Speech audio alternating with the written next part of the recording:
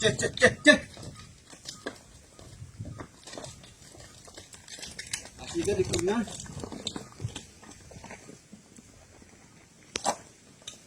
Lahir man dia nak jalan. Cek. Oh anak hati. Cek. Ya boleh ini. Lagan nak kisah. Boleh ni hulak deh. Ni. La ilaha illallah. Umman ni kena ganam agalgal. Ganam agalgal karaa kana dia malala. Ile sana dubartii. Ni abboo itti argisiisa dakasa. Kuunu dakasa ni kaate. Baddaa gubbaa kana. Kana akkatti qoraan baatte kawaa takka waan nyaattu hin qabne waan dhuydu hin qabne. La ilaha illallah ganama agalgal. Mucaa baattee deemti. Yoo dhukkubsata waan ani sitti argisiisuuf bar. Mee haala ummanni keenya keessa jiru. Haala ummanni kun keessa jiru. Akka argitanii barbaadetti. Akka argitanii barbaadetti. Haala ummanni keenya keessa jiru. Dubartii keenya nama galgala. Karaa kana jechuudha. Harree warra hin qabne jira. Rakkoo guddoo keessa warra jiru jira. Buleeyyan akiraa. Haa kana laaltaniif.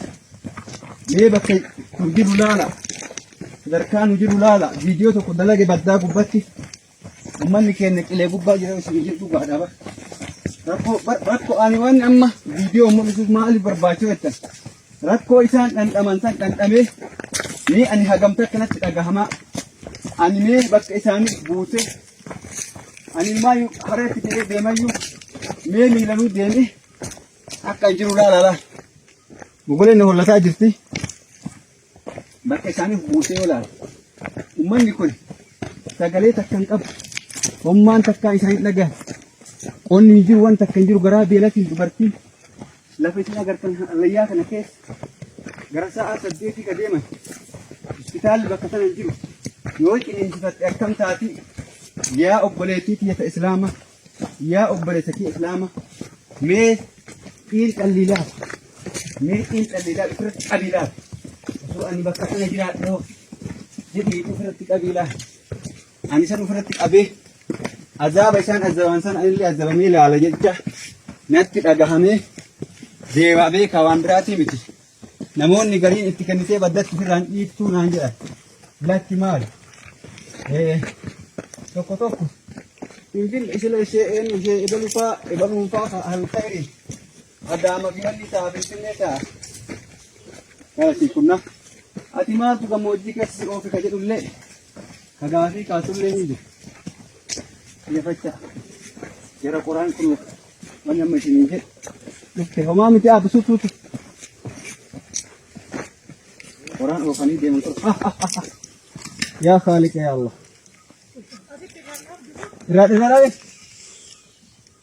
Irada ya. Kamu dabar sana. La hawla wala quwwata illa billah. Idul. Assalamualaikum. Waalaikumsalam warahmatullahi wabarakatuh. Akkam nagaa? Fayya. Eenyu isin jira? Eenyu isin? Omar bakka beek. Wallahi ijoolleen bakka beetanii warma lagaa kanaa mire? Garuu dhiifama kad bartillee salaam. Dhaabat akkasuma dhaabat. Kan gori awak ni. La ilaha adilla kamar abbaa kadiri. Quraan akkatti jeetanii deemtan. Guyyarra. Mee quraan kan dhuguma rabbi sana dubbadha meeqatti gurgurtan? Quraan firaata kitti. Amma akkana Bareenni. Bareenni birrii dhibba. Bareenni. Irra bareenni ejersi bareenni birrii dhibba takkitti. Ejersaan itti kan kun wannaadha. Amma gammoojjisanii baaftanii birrii dhibba takka jara keenya assalaamu alaikum. Warahmatullahi wabarakatuh. Biri dhibba jechuun buddeena takka namaan bittu.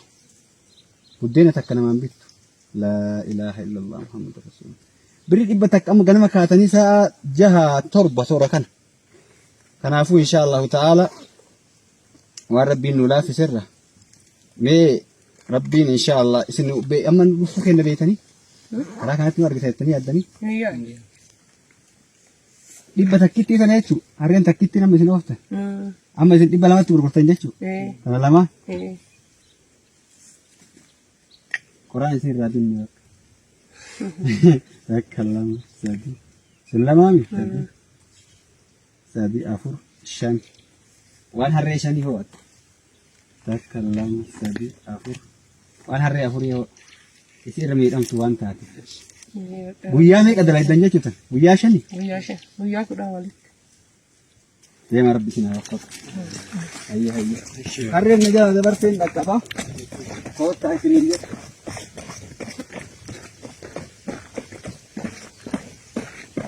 إله إلا الله harreen dabarte waktii qeerransa qabdinde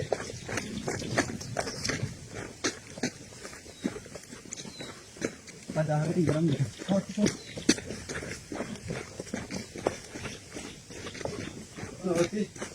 abboon haadha abbe hayyee kun harreellee bira ga'e isiniin jedha laa ilaaha illallah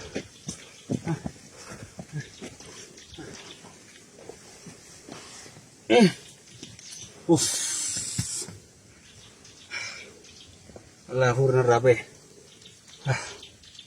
baay'ee deemani karaa yamanillee deeme beeytani kamis bisheet irraa xaa'ii fi miilallee hin gale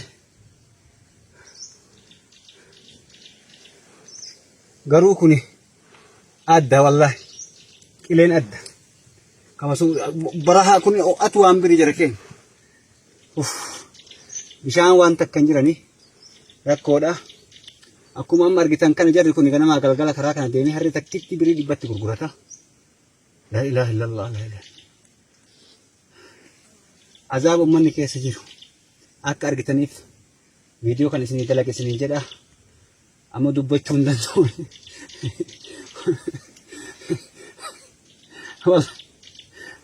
afurri na citee dubbachuu hin danda'u yaa Allah kolfi kun keessi isaa ammoo boo'ichaa beekani yaa ummata keenya ni habatu kolfa gammachuu osoo hin ta'in kolfa gaddaa kolfe assalaamu alaykum wa rahmatullahi wa barakaatuh isiniin jedha